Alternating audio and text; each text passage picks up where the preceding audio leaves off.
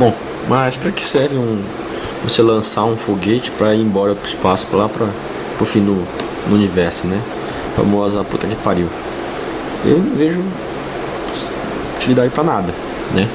Na verdade, não sei para que faria isso. Então, nas aplicações de astrofísica, né? De mecânica astronáutica, né?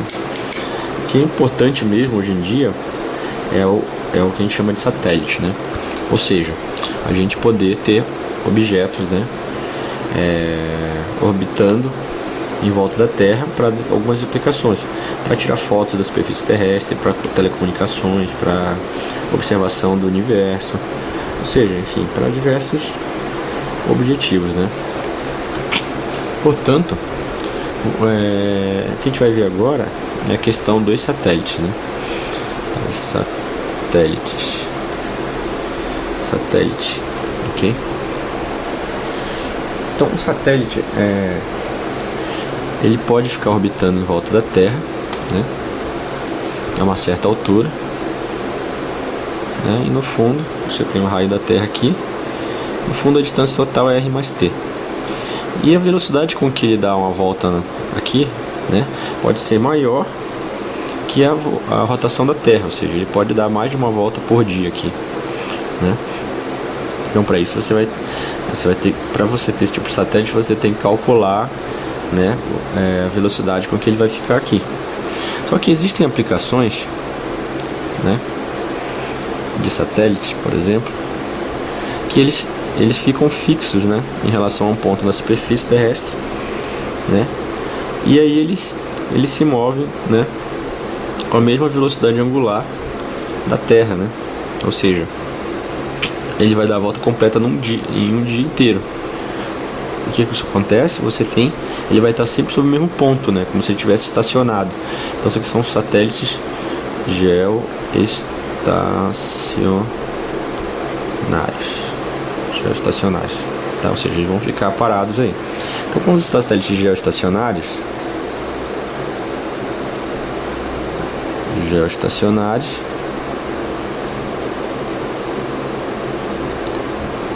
ele tem período de rotação dele igual um dia, né?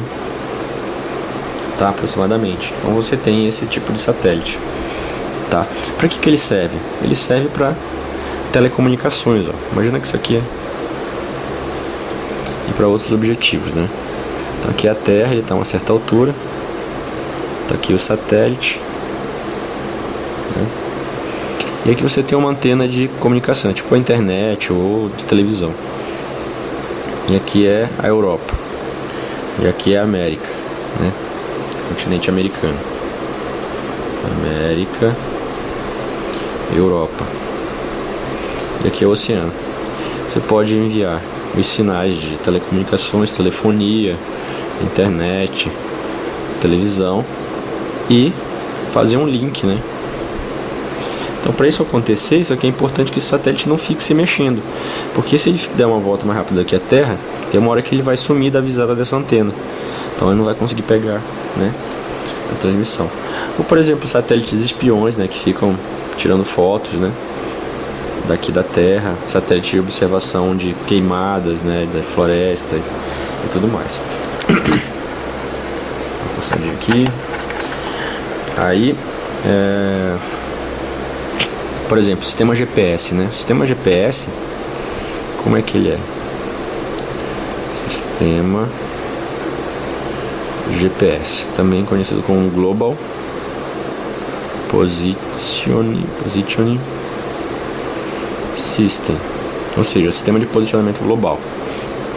Ele é composto de uma constelação de, acho que de 24 satélites geoestacionários que ficam cada um responsável por cobrir determinada parte da Terra. Então não vou fazer todos não, tá? Então tem esse cara aqui, ó, que cobre aqui esse pedaço, e eles têm a visão da Terra inteira, né?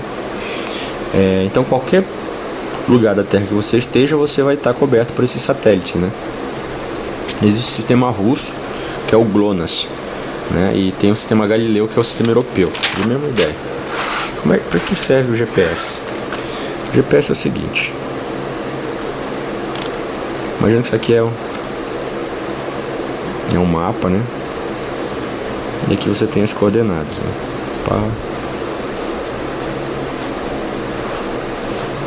Você quer se localizar nesse aqui, né? E você tem um receptor GPS, ok? Quando você está em uma certa região, você é visto por alguns satélites do sistema GPS.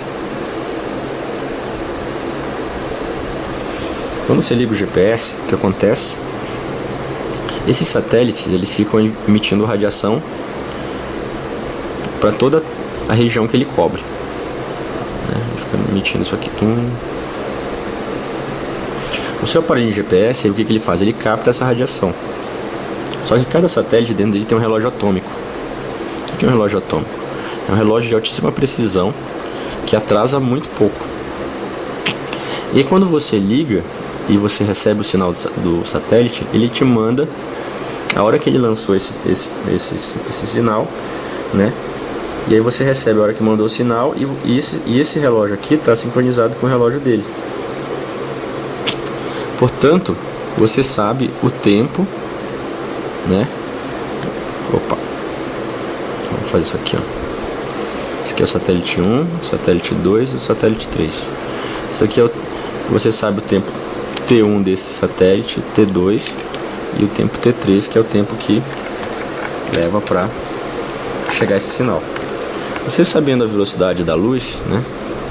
Então, que é c, você sabe qual que é essa distância. Então, a distância do satélite 1 é c, delta T1, a distância do satélite 2 c, delta T2, e a distância do satélite 3 c, delta T3. Ok? Daí, quando você tem essas distâncias, né? Então, imagina que você está sendo visto de cima aqui, ó, pelos satélites, ó. Pã, pã, pã. Você está aqui. Então a distância é D1, aliás D2. Essa distância é D3. Essa é a distância, aliás, D1 e D3. Com isso, o aparelhinho aqui, ó, que você tem, a partir dessa informação, ele consegue processar esses dados e te dizer em que ponto, né, qual a sua coordenada no globo terrestre. Mas para você ter essa coordenada, né, você precisa ter pelo menos 3 a 4 satélites, tá? 3 a 4 satélites. Porque imagina se você tem apenas 2 satélites, né? Imagina que, e como os satélites irradiam em todas as direções, né? Esse satélite aqui tem essa esfera. Imagina que o segundo satélite tem essa esfera, né? A interseção entre eles, né, vai dar um círculo, né, uma circunferência. Então aqui é todos os pontos possíveis que você pode estar, mas você só vai estar em um deles, né? Então não tem como você descobrir com 2 satélites onde você está, correto? Não tem. Se você tem um terceiro satélite, né, você vai fazer a interseção dessa circunferência aqui com mais uma esfera gerada por esse satélite, né? Então você vai ter 2 pontos apenas de interseção, ok? E aí, se você está na Terra aqui, ó, se você olhar tridimensionalmente, um vai estar em cima da superfície da Terra e outro a muitos metros acima da superfície da Terra.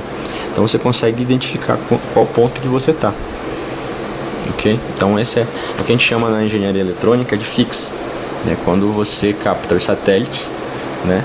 Então você fez o fixo, ou seja, pegou as coordenadas. Super importante isso, tá? Mas voltando ao nosso caso de a gente está falando, né? Os satélites aqui.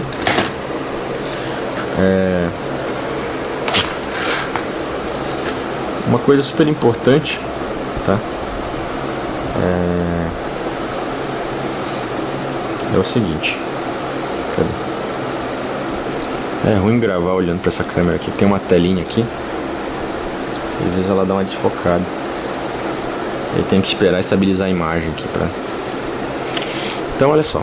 Você lança um satélite. Ele vai ter uma determinada órbita, ele tem uma distância aqui, ó. Para ele fazer a órbita dele aqui, ó, circular, na verdade ela não é circular, ela é elipsoidal, mas a gente aproxima por um círculo, tá? Para facilitar os cálculos. Então imagina que é uma circunferência.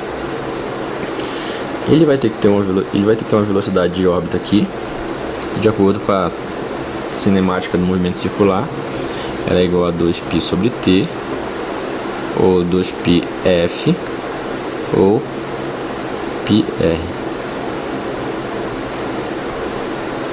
πr, né? É ômega r. Ou seja, o t é o tempo que ele leva para fazer essa volta. E o f é quantas vezes ele dá a volta em um segundo. Ok? Legal. Então, para você ter o satélite circulando, a força centrípeta tem que ser igual à força de atração gravitacional. Ou seja, mvr igual a g mzinho r ao quadrado. Aliás, vamos colocar d aqui, né? Que é a distância. D ao quadrado. Então você pode cortar aqui e aqui. Você vê que a velocidade de rotação do cara é igual a gm sobre d, né? Essa aqui é a velocidade de rotação do rapaz. Ok? Agora imagina que você queira, né? Você está aqui na Terra, né? Daí daqui você consegue, através dessas fórmulas aqui, ó, tirar qual que é o tempo de órbita, né? Qual que é a velocidade angular, qual que é o raio, né? E você consegue, se você precisar, você pode mudar a órbita do cara, né? Isso aqui você tem a Terra, né? E o satélite está aqui, ó, a velocidade v. Então, para você mudar a órbita do satélite, você usa a transferência de Horner. A transferência de Horner é um método de mudança de trajetória, né, de órbita. Então ele vai estar viajando aqui, você quer sair de um raio R, uma distância d1, para uma órbita d2, que tem isso aqui, ó. Ok? D2. Como é que você vai fazer? Você sai com uma elipse aqui, ó. E aí você vai controlando a velocidade dele para que ele suavemente entre na trajetória circular, né, de velocidade com raio D2. E só que aqui você vai ter uma mudança de velocidade, né? Ok, você tem uma velocidade maior. Ok, certo? É uma velocidade maior, isso. Deixa eu pegar fazer as contas que a gente vai ver. Eu não sei isso aí de cabeça. Então, como é que você faz isso? Tá? Ó, você tem que a força centrípeta na trajetória 1, mv1 ao quadrado d1. E a força gravitacional 1 vai ser g m d1 ao quadrado. Para a segunda trajetória, mv 2 d2. E a força gravitacional 2 é ok? Portanto, você precisa, né, para você ter aqui, ó, V1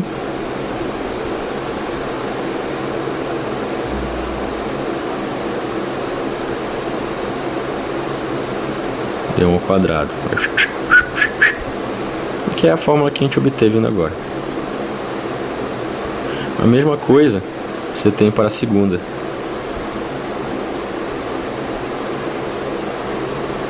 Certo?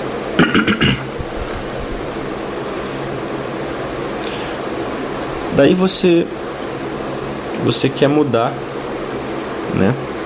Você quer mudar, só que você não tem esses valores aqui, ó, né? Então você pode igualar, né?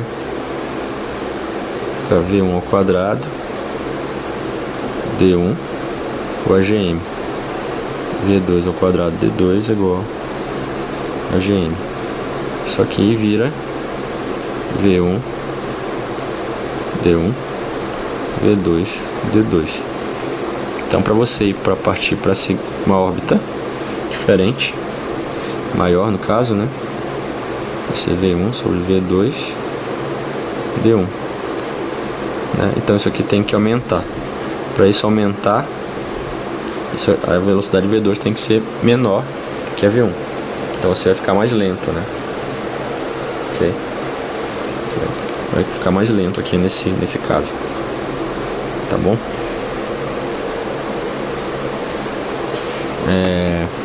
Bom, esse é o processo de você mudar a velocidade do satélite, tá? Tem uma questão do ITA que é muito interessante, que diz o que acontece se um asteroide acertar a Terra, né? E aí muda de órbita, aí ele pede. Isso aí eu já resolvi no vídeo, né? Eu vou colocar no site também, tá bom? Daí vamos provar, né, que nesse caso, né, a gente vai ter uma órbita elíptica, tá? Quando você está orbitando, né? É elíptico, não é uma parábola nem uma elipse. A gente descobriu que V1 é igual a GM D1, né? Certo? Só que a energia potencial gravitacional é igual a G MD1, né, negativo.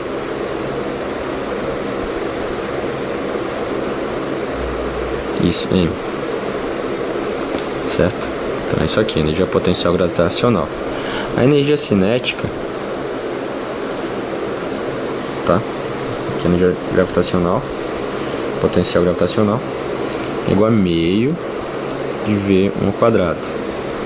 Então a energia cinética é meio, né, de M V ao quadrado, só que V ao quadrado é GMD1, correto? Então a energia cinética, né, é igual a meio GMzão, GMzinho D1. Só que isso aqui é isso. Então a energia cinética é igual a menos meio da energia potencial, certo? Então você tem isso aqui. Só que a energia mecânica nesse caso é energia cinética mais energia potencial. Então a energia cinética é meio de energia potencial mais energia potencial. Então a energia mecânica é energia potencial sobre 2. Como a energia potencial é sempre negativa, então a energia mecânica é negativa. Portanto, quando a energia mecânica é negativa, nós temos uma elipse. Então ele vai ficar estável numa elipse, ok? É isso aí, tá? Bom, isso aqui tá chegando aos 20 minutos, eu vou desligar aqui e fazer um segundo vídeo. O terceiro, quarto, sei lá, que o vídeo já foi. Falou.